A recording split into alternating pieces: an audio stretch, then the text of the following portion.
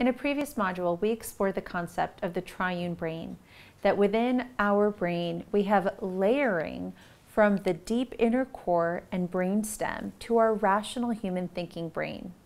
Our core brain, which is comprised of our old mammalian brain and our reptilian brain, is a part of us that has our emotions and all of our drives, in addition to the basic housekeeping functions of our whole body. We like to think of this center of our brain as the core brain. And our core brain often has needs that are very different than our rational human thinking brain. And at times, it almost can seem as though they are thinking two very different things. Your emotional brain sees sugar and fat and says, "Ooh, I want that." Because thousands of years ago, that was not so plentiful and abundant. And so we're wired to actually see those type of substances and want to pursue them, to want to consume them. Whereas your rational thinking brain goes, "No, I'm on a diet. I have to lose some weight before the wedding." Our emotional brain says one thing, our rational brain says another. And oftentimes what happens is our core brain needs are being circumvented in today's world. Our core brain has the need for community, has a need to get its emotional needs met, such as a sense of shared empathy and connection to others. Our core brain needs exchange of touch and connection and communication, and also needs face-to-face contact and feeling good.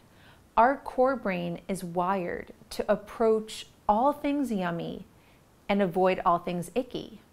And this wiring within us is really, really important to keep in mind, that there are many things that we've started to do in our day and age.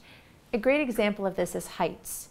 For many people, even though they recognize or they think that they're used to living up high in an apartment building, when they look down, or that sense of knowing that you're very high up, even though rationally our rational brain says, "I'm fine, I'm not going to fall," the emotional brain is going to be in a low-level threat response, because the emotional brain goes, "Yeah, I know you're fine, but we're really high up, and I don't believe you that we're really okay," and is likely to worry, even if it's a low-level stress, even though the rational brain knows that you're fine.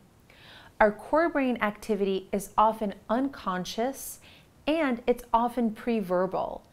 Our emotional core brain is also the part of our brain that tends to make more intuitive, unconscious decisions.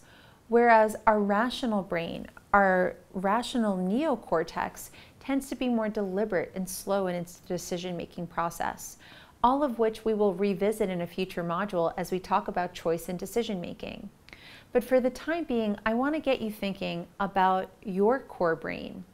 And what are the ways in which you are meeting your core brain needs? Are you getting enough sleep every night? Are you getting face-to-face contact with people that you care about? Are you getting touch? Are you getting cuddles? Are you getting connected? All of those yummy things that the core brain needs. Or are you circumventing your needs, knowing that they may not necessarily be going away? Our core brain and our rational brain can sometimes be at odds with each other, which is what we're going to cover next.